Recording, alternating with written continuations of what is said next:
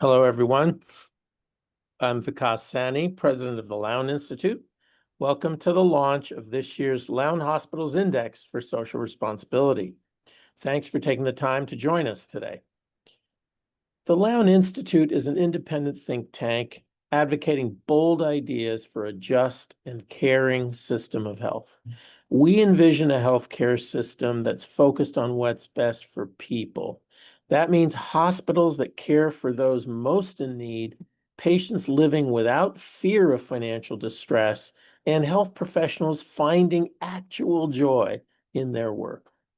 Our signature project, the Lown Hospitals Index for Social Responsibility, is the first hospital ranking to include measures never used before, like cost efficiency, avoidance of overuse, pay equity, and importantly, racial and working class inclusivity. Over the past few months, we've been busy sharing new research and holding convenings on some key topics you might have missed. So here's a quick overview. In April, we published a series on fair share spending. That is, how much nonprofit hospitals spend on their communities compared to the tax breaks they receive. You can find reports for 20 states covering 1,800 hospitals on our website. And then in mid-May, we convened over 80 researchers, advocates, and hospital leaders to discuss the problem of medical debt. We had some really illuminating and useful conversation, and you can watch the videos of all those also on our website. And we also launched an interactive data set on hospital financial assistance and billing and collections policies. That's for 2,500 hospitals nationwide. And one thing we found was that hospitals just blocks from each other can have wildly different rules for who qualifies for free or discounted care. So this is a patchwork system, and I think it's confusing for patients and pretty much anybody who tries to look at it, and is probably one of the drivers of medical debt. So all of that data is also available to explore and to download on our website. So as we do every year for our hospitals index, we've spent months analyzing Medicare data, and we have access to 100% of that data and other public data sets, which we link to that. And with that, we get a comprehensive view of how hospitals care for their patients and their communities. So today we're here to share the grand finale, the tabulation of our social responsibility index for 2025. That includes all the metrics, grades, and rankings that make up the final score. So our ranking rolls 54 metrics into three major categories: outcomes, equity, and value. So you can go to the lownhospitalsindex.org website. It's a separate website from our institute, and view the results for all of those metrics for 3,500 hospitals across the country. Later in our program, we're going to count down our top 10, but first, let's bring on our guests. There are only 125 hospitals that have made our honor roll by getting straight A's, and we're pleased to have three of these hospital leaders here today. Firstly, Jason A. Carter is the Chief Operating Officer and President of Duke Regional Health. Jason has more than 15 years of senior management experience working for various healthcare organizations. Prior to joining Duke, he served as Senior Vice President and Chief Operating Officer at the University of Maryland Medical System, and there he managed clinical and non-clinical operations. We have John Rich, who's director of the Rush BMO Institute for Health Equity at Rush University Medical Center, which is in Chicago, for those who don't know. Dr. Rich's work focuses on issues of urban violence, trauma, and health inequities, particularly as they affect the health of men of color. Prior to Rush, he served as professor of health management and policy at Drexel. Before that, he was medical director at the Boston Public Health Commission, right here in our backyard. Dr. Christine Alexander Rager is the president and CEO of MetroHealth in Cleveland. She previously served as chair of family medicine for 14 years. She's also the founder of MetroHealth's nationally recognized program for the school district, which partners with Cleveland Metropolitan District to bring in-school clinics and other services to students and their families. So, thank you all for being here.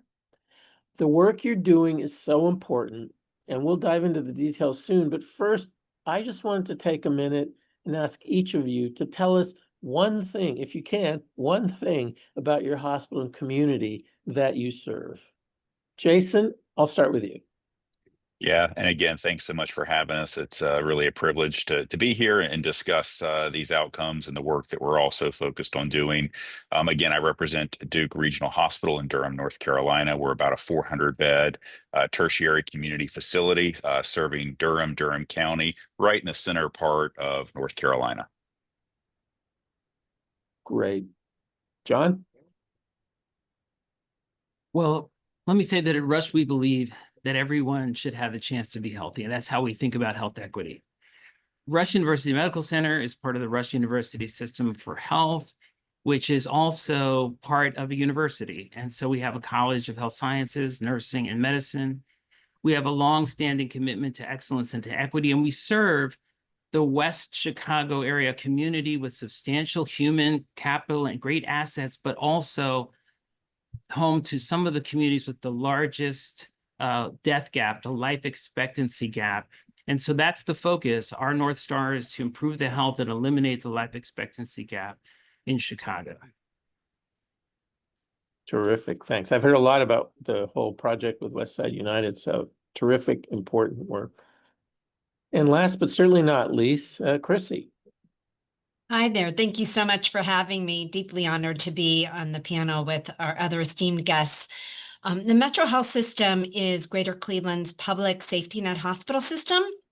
And we've been serving our community for about 188 years now, since 1837. We serve just north of 300,000 plus patients that are either uninsured or underinsured with Medicare or Medicaid.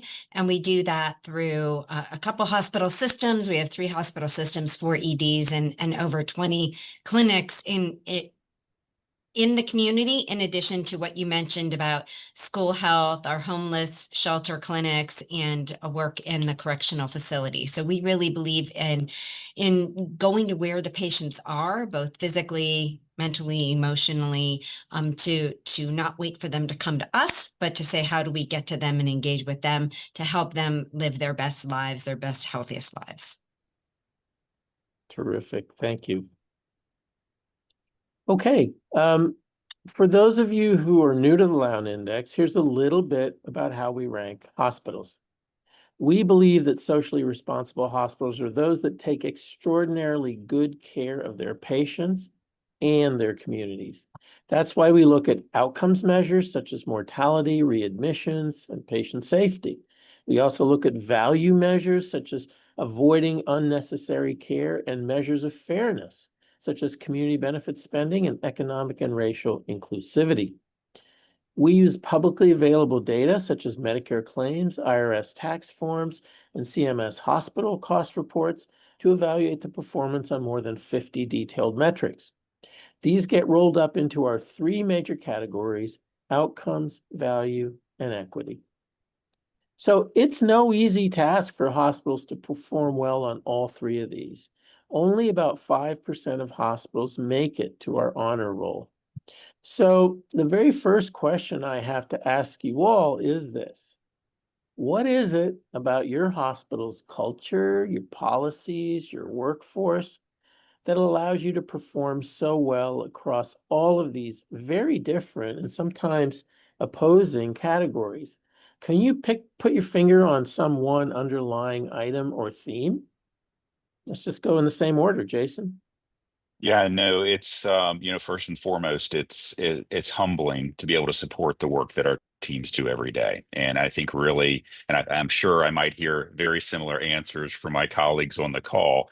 A lot of this is a cultural appreciation and investment in caring for our communities. Duke Regional Hospital, as part of the larger Duke University Health System, was created in 1976 when two hospitals, Watts and Lincoln, came together to serve the community. Watts, a hospital built for people that look like me, and the Lincoln Hospital built for the African American community. So at our founding was really to link those communities together, be the community hospital for all. And as I share all the time, very proudly, we're in the business of meeting people where they are. So for us, access is the best indicator for downstream care. How can we care for our community, not in episodes of care, but creating systems of care? And that will only happen when we create trust with our community and do things and engage in ways that people know it is safe to come seek their care with us. We can't miss the fact that we're not even a generation removed from the atrocities of Jim Crow and the impact on healthcare and how that affected our communities and access and trust.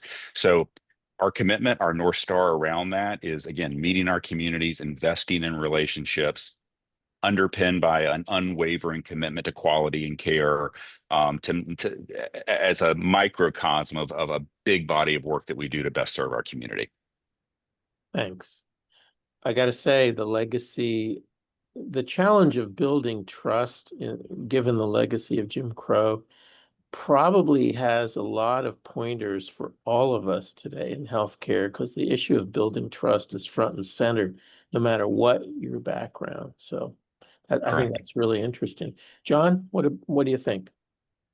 I agree with Jason. I think that equity, quality, value have to be braided, and the equity journey was very much based in our journey towards the highest quality level of care possible.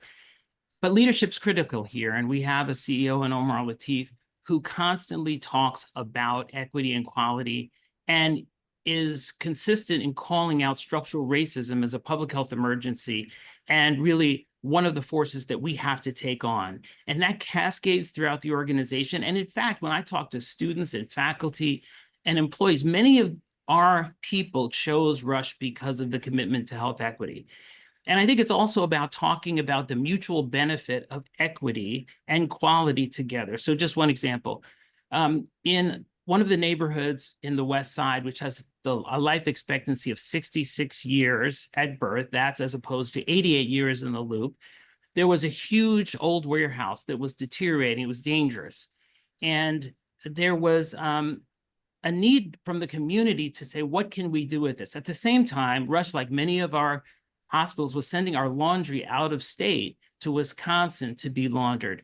And so the idea developed from stakeholders and Rush together that we should create a state-of-the-art laundry for hospitals in that space. And so it was set in motion. It opened in July 2024 in an almost 170,000 square foot building in North Lawndale. Rush was the first health system to contract. So building on that trust dividend by continuing to be in connection with the community was key. Since that time, we've created 65 jobs. They have a living wage, health insurance, retirement plan opportunities. And we're recruiting other hospitals to use this facility. And we expect that 175 people will be employed at that time. But here's the thing, Rush is saving $750,000 a year through this partnership. So this is mutual. We gain as much from the communities that we connect with and the assets and the values there as they get from us. Fabulous. Yeah, clearly everything we want to hear more about. Chrissy? So similarly, we're the safety net hospital for our area. So when people come to us, in employment, whether it's medical staff members or just other team members, they know that they're coming to be part of the safety net. And that really builds upon mission and allows us to create culture. Like the other institutions, we really believe in putting the patients at the center of everything that we do, but then also our internal community and our external community. So building upon, how do we create opportunities for folks in our community to be part of our medical institution so that our employees are a reflection of those that we serve? So we have a high school on campus that is dedicated to health science. So they go to high school at the hospital. And they take part in mentorship programs where, not everybody wants to be a doctor or a nurse. Some people want to be an accountant. Well, that's great. We need accountants too. Some people want to be in the trade. Well, that's great. We have that too, right? So they really have the opportunity to get mentored, but then we also provide employment opportunities because the kids at high school age in our community, they have to work to support their families. So this gives them an opportunity to have a job in the hospital as well, so that they don't need to go work at a fast food restaurant or all these crazy, unsafe sort of situations that they might otherwise find themselves in. They can work here and they get connected to potentially a career. Similarly, we have our own training program for medical assistants where we pay them to get trained, right? So just really trying to think outside the box. How do we help employ people from the community, get them connected to careers that we know can serve them well in the long run? So it really is just saying, how do we best take care of our patients, but not limiting that to what happens in the exam room or in the hospital. Yeah, Great. just to jump back in again, I think the common theme for all of us is seeing the need to get out of our four walls and again Yeah. go into the community with programs. Mhm. Similarly, Duke Regional Hospital, we invest millions of dollars every year into the Leak Community Health Center. We fully stock and staff the pharmacy. We service a large in-need HIV population, not by making them come to our facility, but again, for us to meet them in the community. So I think, the reality of this and where we drive this and meet those needs ahead of the significant acute admission is really a game changer. And these aren't things that I think are lost on the healthcare continuum. However, going to that need, regardless of ability to pay or other disparities that we're seeing in communities, I think is making the most meaningful change and difference in the way that we're impacting this. And of course, being recognized through the Lown Institute.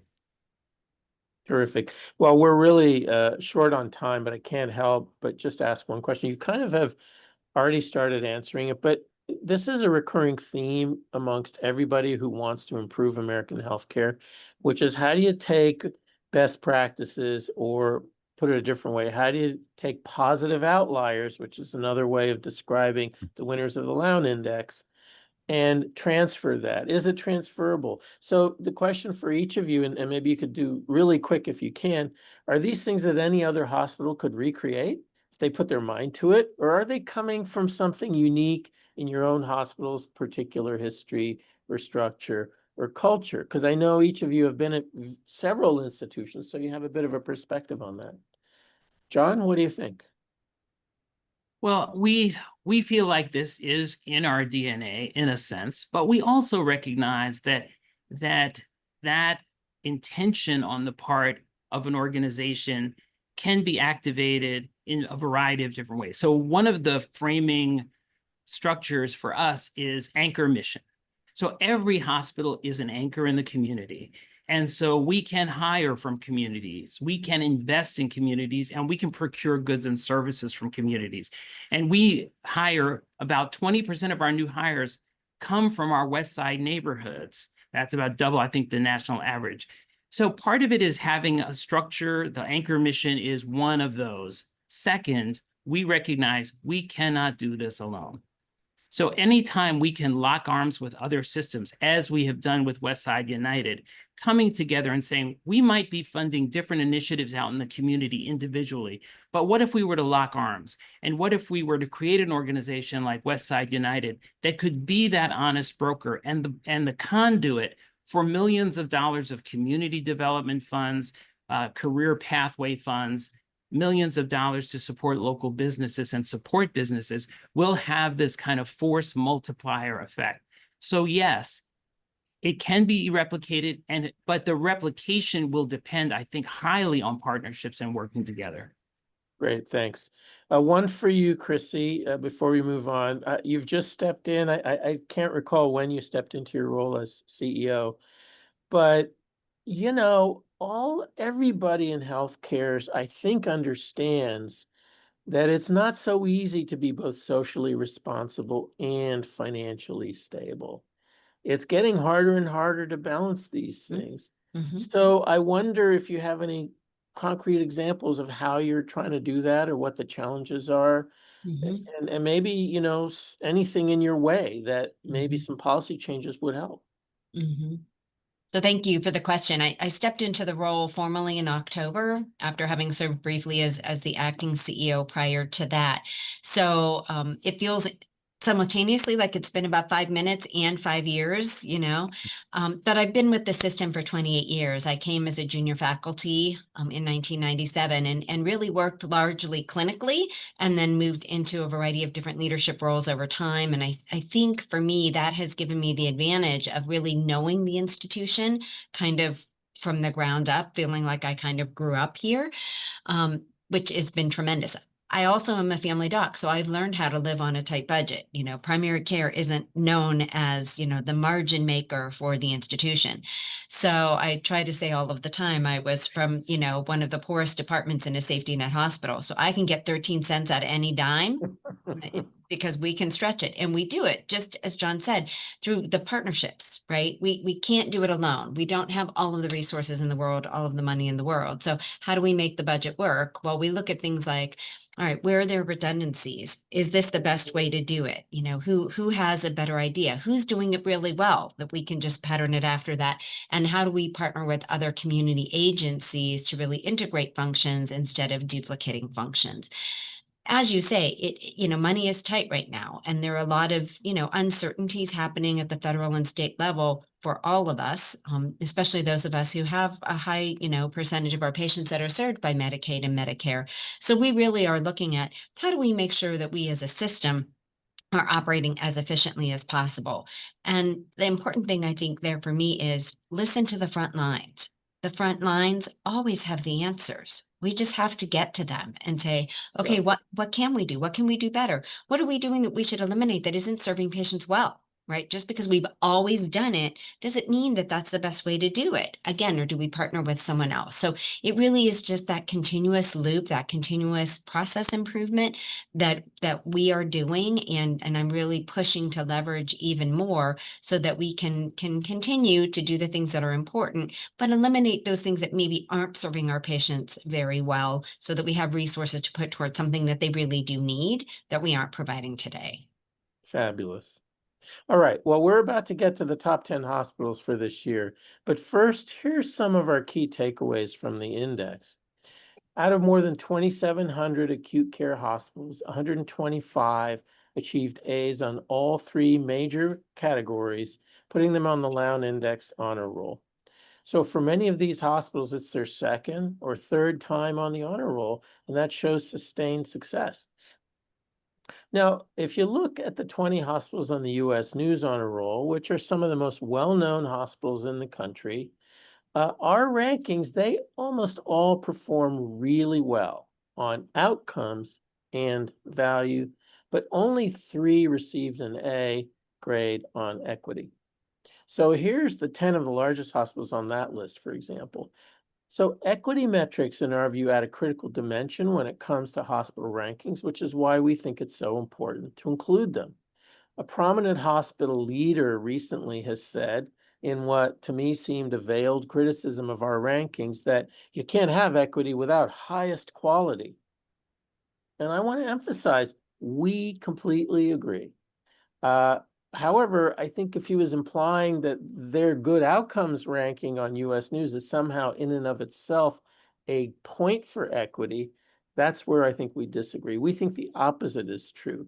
How socially responsible is it if you have the best outcomes, but you're not serving everyone? That's what we mean by equity, which is basically just fairness. So plenty of US News hospitals come out on top in our outcomes grades, if that's all you want to look at. Only 2 hospitals from the US News made it to our honor roll, and Rush is one of them. So, and now here it is, our countdown for the top 10 acute care hospitals for social responsibility in the United States. Coming in at number 10, Southern California Hospital at Hollywood. Number 9, Inspira Medical Center in Vineland, New Jersey. Number 8, Sharon Hospital in Sharon, Connecticut. Number 7, TriStar Medical Center in Dixon, Tennessee. This is their 3rd time on the Lown Honor Roll. Number 6 is Prisma Health Baptist Hospital in Columbia, South Carolina. Number 5 is Methodist Medical Center in Oak Ridge, Tennessee. This is their 4th year on the honor roll, and it's their 2nd year in the top 10. Number 4 is Denver Health in Denver, Colorado. This is also their 4th time on the honor roll. Number 3 is Baylor Scott and White's Medical Center in Pflugerville, Texas, not the mothership, but one of the satellites. This is their 3rd year on the honor roll and 2nd year in the top 10. Number 2 is Fort Loudoun Medical Center in Lenoir, Tennessee. This is their 4th year on the honor roll. And number 1, for the 3rd year in a row, Duke Regional Medical Center in Durham. And in fact, this is their 5th year on the honor roll. So congratulations, Jason, for the 5 years Thank on you. the honor roll. There were 70 other honor roll hospitals that were also on the list last year, showing it's possible to sustain this success. One thing I wanted to ask you is whether there's some area of your work that you think matters a lot for social responsibility, but isn't measured by rankings, not even our ranking, and maybe should be included. Any thoughts?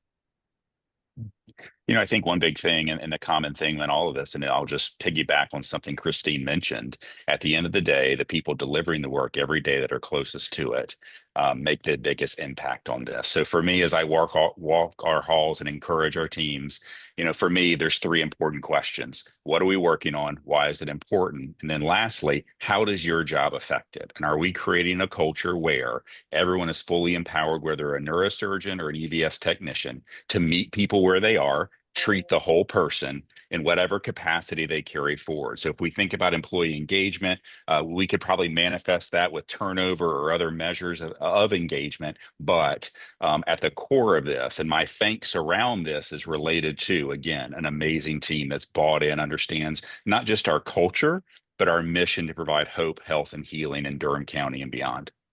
Yep. We've had a number of requests for workforce related metrics, and if we could get that data appropriately, we'd love to do that. We would love to do it. John, what about you? Any thoughts? I like Jason's suggestion. I think that understanding that when we look at patient experience data and how important it is for patients to see the team working together for their satisfaction, that's key. Another piece of this, the other side of that would be, are we as an institution meeting your needs as an employee? Are we providing you with a living wage, the opportunity to build a retirement future for yourselves? Or do you have adequate health care and do you have access to care? And so that making sure that we understand that bidirectional relationship as well, particularly as we're hiring from communities and we're building the workforce, just like Chrissy was talking about. We may employ people who have not had in the past the opportunity to consider these assets, their full compensation package, where they're contributing and the institution's contributing and matching. So financial education, supporting people to do what will sustain them in the future. Thanks. Chrissy, your thoughts? Yeah, I agree with what's been said. I think the really interesting thing is how do you measure that sweet sauce, which is the culture, right? We do our leader listening rounds. I'm sure everybody on the call does this. And it was really interesting the one day that we spoke with someone from environmental services, and she said, "Oh, I'm not an environmental services worker. I'm infection prevention. Because if I don't clean this room really well, a patient's going to come in here and they're going to get an infection, and it's going to be because I didn't do my job well." And I was like, my God, you just can't teach that, right? Like that has to be just in the fabric of who we are. And that's it right there. So how do you measure that sweet sauce that is the culture, that is the mission? I think that, you can kind of get proxies for it around, your engagement scores and what they think around patient safety and psychological safety. But it can be really hard to just measure that sweet sauce, that it's at the heart of what our institutions represent. Great. Well, we'll have to figure out how to put together a Lown metric of culture and engagement. But yeah, I completely agree. It's a good segue. When we first launched the Lown Hospitals Index, it was the summer of 2020, which was a huge turning point for hospitals. The country had been shook by COVID-19, and hospitals were at the center of that crisis. And I think we all know that the pandemic revealed critical deficiencies in our healthcare system, such as disparities to access, lack of coordination between hospitals, and a frail public health infrastructure. But we also saw many hospitals step up to all these challenges. They worked together to deliver life-saving care, share PPE, do whatever they needed to everyone who needed it. So we learned from COVID-19 that when disaster strikes, it's even more important for hospitals to lean in to their social mission. 5 years later, we're in a very precarious moment once more. This is a little bit different. Hospitals are facing new political and financial challenges, including billions in impending cuts to Medicaid. If the cuts to public plans in the current One Big Beautiful bill pass, a lot of experts are saying a lot of people are going to lose their insurance, up to 16 million potentially. 5 million more may face medical debt. There are some estimates that up to 280 billion more in uncompensated care costs will land on providers, which will be predominantly hospitals. And some 300 rural hospitals may well close. And on top of all that, there was a very recent study estimating that up to 160,000 people could die from preventable causes because of their lack of access and coverage. That's over 10 years. So for hospitals that are providing a lot of uncompensated care already and trying to improve health upstream, this policy change is going to be a really big blow. So, for all of you, what have been your hospital's biggest challenges in the 5 years? And in particular, maybe you want to talk a little bit about the current bill. Let's start with Jason. I think, Chrissy, you will have a lot to say about this. Yeah, I mean, again, I think that we would all probably share a common theme around the impact over the past 5 years, particularly on the workforce and how we're coming to work every day with the ability and the presence to care for our communities.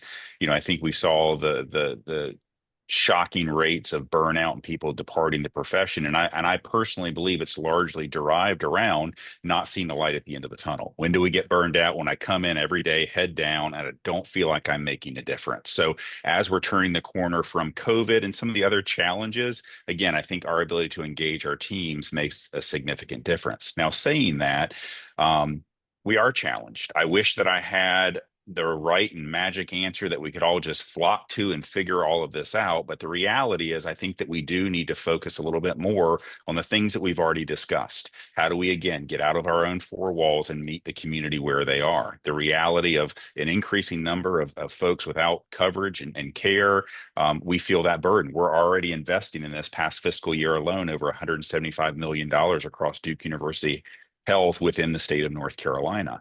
So we've got to be mindful of that. We've got to understand that preventative care access, reducing length of stay, being good operators within our space makes a difference around this. But at the same time, I think we've got to be good advocates too. We've got to make sure that, our elected officials understand the role we play, that the way that we stand in the gap, and the importance of coverage and care for our citizens. It's significant in how we're going to move forward and be successful together. We always are evolving, right? We've gone from, fee for service to more capitated models to now really trying to seek and care for the whole person. I don't think we can stop that focus and commitment. We've got to continue to understand the highest and best value. And I personally think the best way to drive value, again, is meeting anyone, regardless of their ability to pay and their circumstance, by truly meeting and truly treating the whole person. Thanks. So, Chrissy, Medicaid cuts coming down the pike, it looks like. I'm not sure, we may get one flavor or another. What are your thoughts on that, and how's it going to affect your hospital and your community? So for sure we'll be impacted by this. We're the largest Medicaid provider in the state of Ohio. So any cuts to Medicaid, we will feel more deeply than anyone else in the state.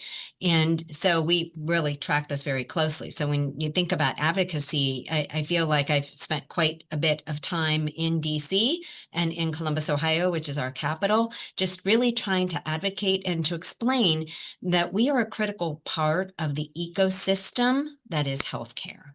So when you have rural hospitals, safety net hospitals that lose their funding, what happens, and we know this prior to Medicaid expansion that happened, right? People will just go without care, and then their chronic diseases will become a crisis. And then they'll come in and they'll receive the most expensive care possible, right? They're either in the ED or they need surgery, they're hospitalized, they end up on dialysis, they have heart attacks and strokes, right? And through that process, that also then potentially and oftentimes pulls them out of the workforce. So now there's less productivity for the community, right? And so as you place the safety net rule, however you want to term it, those places at risk and maybe they shut down, those patients then flow over to other not-for-profits.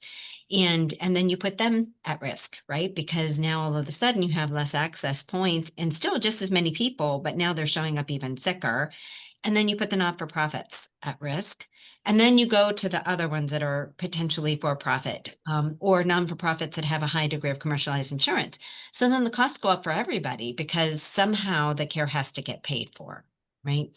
So if we're not taking care of people on the far end of, safety nets and rural hospitals, if we're not doing a good job, and especially leaning into primary care, preventive services, it really means everybody's care is much more costly. And that's what we're trying to advocate around to help our legislators at the state and federal level understand that this is how it works. And so if you don't want everyone's care to go up, what we need to do is invest in our Medicaid population, help them stay the healthiest, help them remain productive members of the community, because then we all win in the long run. Thanks.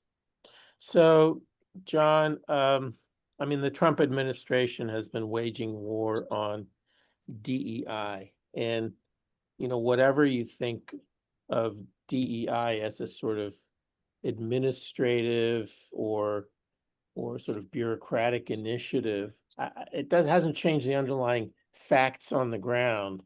The underlying facts being, the huge disparities in both health and health outcomes, for poor white people, for poor Black people, lots of people in this country. So with it on the chopping block, how are you guys thinking about your mission? How are you going to stay true to it? And has it been a challenge already in terms of keeping health equity projects going, just because of the name?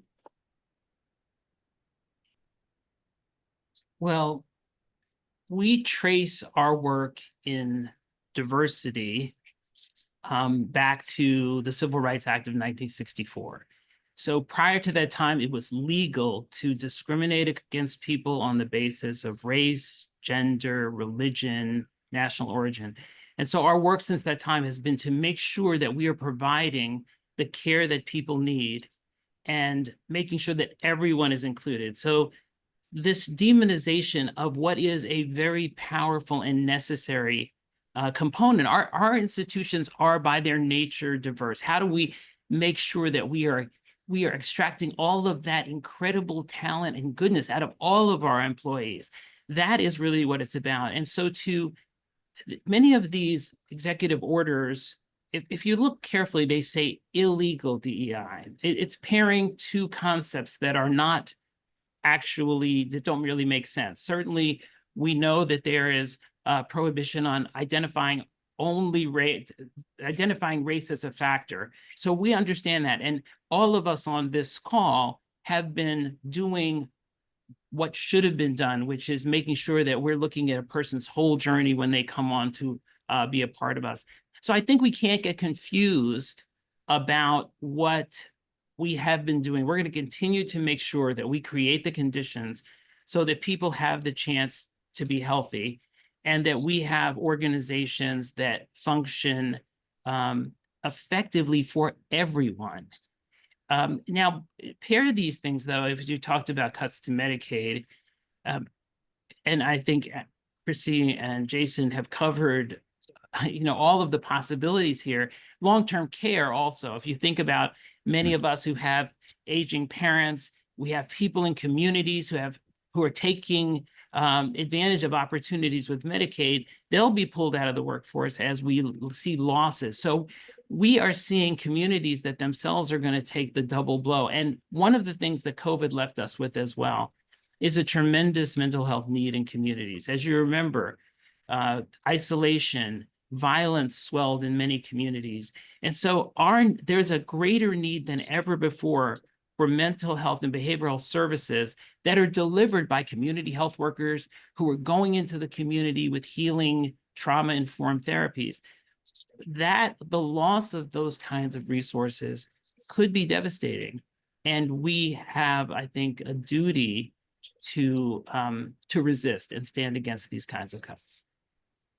Great. Well, I agree. So, you know, we've talked a lot about equity, as is natural. Our ranking is, you know, really one of the only ones to weight equity of equal importance as the others. But what about the others? What about value, for example? At Lown, we think it's really important not to waste on resources unnecessarily. And so I'm curious whether or not there are any value-based care initiatives or ideas or aspects of life in each of your hospitals that you might want to talk about or that you might think other hospitals should consider. So, Jason, what do you think about that?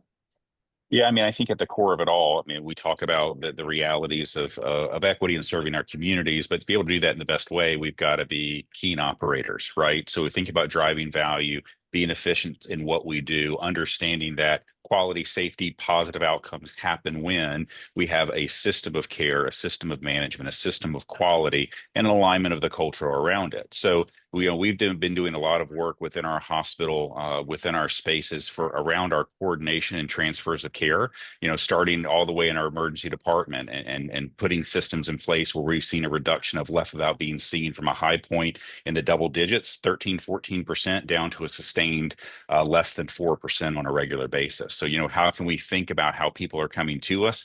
How do we maximize those venues and really get the most and richest outcomes from the hospital experience? So looking at length of stay and not only just within the hospital proper, but thinking about the implications of length of stay as it relates to connecting people to post-acute resources, resources at home, et cetera. So understanding that we are the hub, the buck kind of stops with us, but to be best advocates for and to make sure we're driving that value and positive outcome, you know, we've got to manage systems of care, quality systems, et cetera, the best that we can. So we, in addition to these things, we are keenly focused every day within Duke and Duke Regional Hospital around being excellent operators. Yep. So John, Chrissy, I know each of you did really well on our value scores and avoiding unnecessary imaging and a range of things. Is that just kind of by the by, or is there some kind of focused attention to this? Or is it because resources are always more limited in some institutions that you have to have that kind of culture? What do you think, John?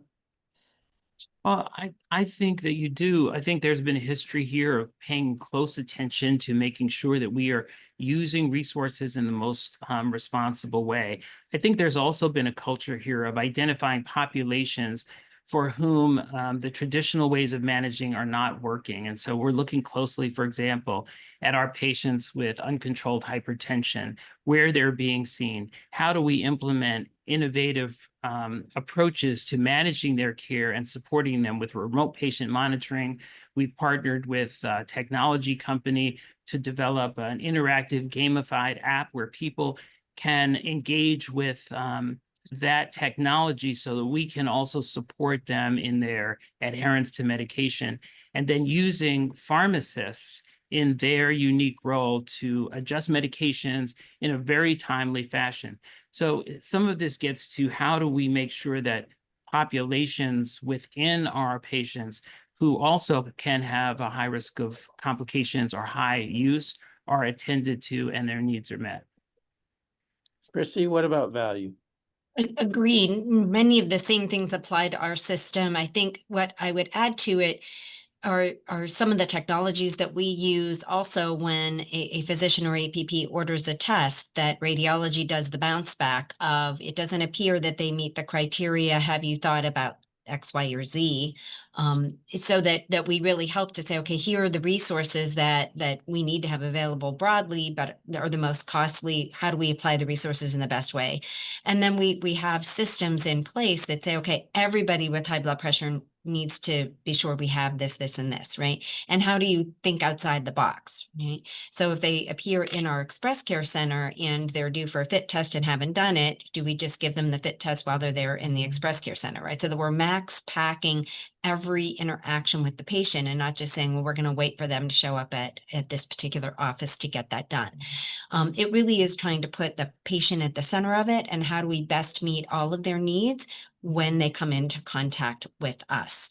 Our homeless shelters, we go and do their annual labs, like it really is just always looking at how do we make sure we're taking the best care of the most vulnerable patients and doing it in a system-based way instead of in all of these one-offs that are discordant.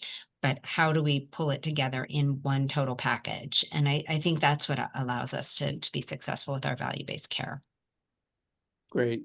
Well, at Lown, we've pioneered and we continue to be interested in metrics that really assess resource efficiency, resource utilization, whether it's just overall utilization efficiency or specifically avoiding unnecessary care. I just want to emphasize that our index reports, I would call them sentinel versions. I mean, they're limited to in-hospital. It's a small basket of services. The range of areas and services in which there are components of low value care is actually quite high. So I think there's a range that we'd like to explore further, and we intend to do that. So, we're in the closing minutes of this. It's been a lot to talk about. Let me just turn to a different kind of a theme. Let's start maybe with since the COVID pandemic in the last 5 years, are there specific changes in the hospital space that have been meaningful changes, either for better or worse, that you think are important to flag? And then, maybe in the same breath, what's going on now that is making you excited, that maybe is an area that's not really developed yet, but when fully realized, might make a big difference in things. Jason? Yeah, I mean, I think that, I think as a quick, somewhat simple and summary statement is change is just the norm in the work that we do. And I think that's exciting. I mean, we recognized every day that the work we do is sacred. And it's important for us to make sure that we're being innovative and again, seeking to change platforms in a way that best meet the needs of our community, as we've previously discussed. So we're always looking to change. I think there's definitely some shifts related to how do we bolster ambulatory and even some post-acute needs to best support and come around the hospital, realizing, we want people in the hospital when they need to be there, but then how can we maximize the other venues that many times have kind of been, not ignored, but often wrapped into an assumption of the acute course of care.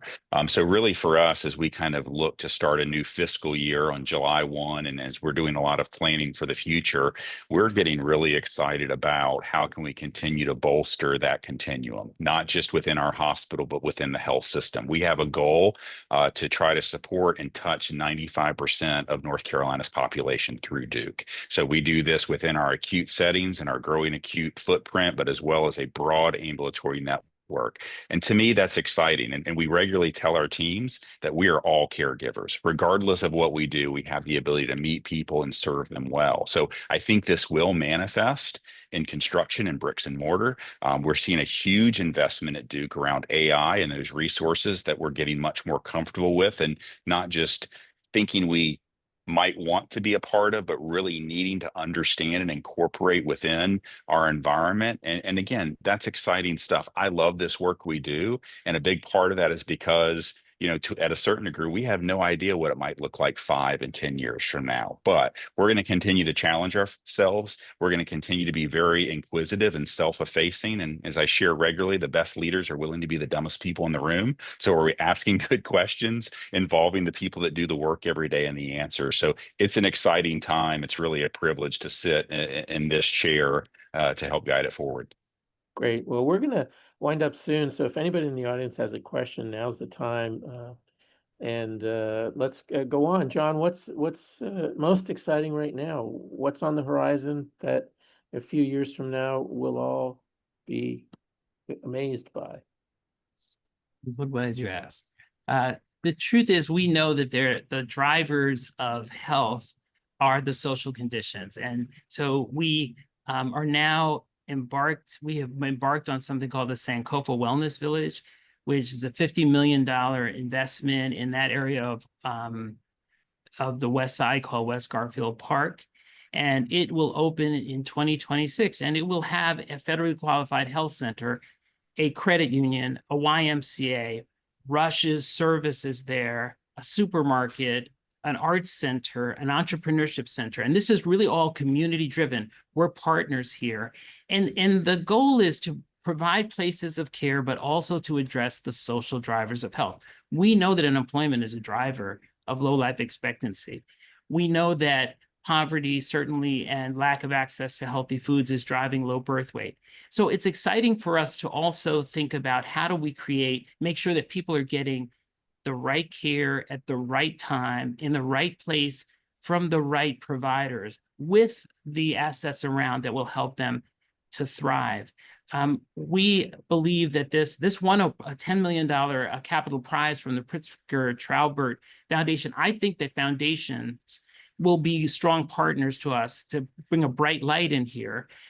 Even as, well, all foundations will say they cannot replace federal funding, but they can be partners with us in innovation that will allow us to continue our mission going forward, while we make sure to optimize the care of all populations that we're seeing. Great.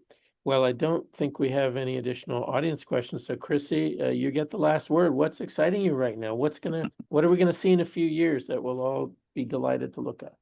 So I think kind of along the same lines, it's really looking at those social drivers of health. And we've used our outpatient setting for quite a while and our MyChart system to screen our outpatients for social drivers of health. But we now do it also in the inpatient setting, and really can connect patients to resources while they're still in the hospital. And sometimes that actually can help impact their length of stay, because now all of a sudden, they have some of the things that they need. They had their electricity turned back on, et cetera, et cetera.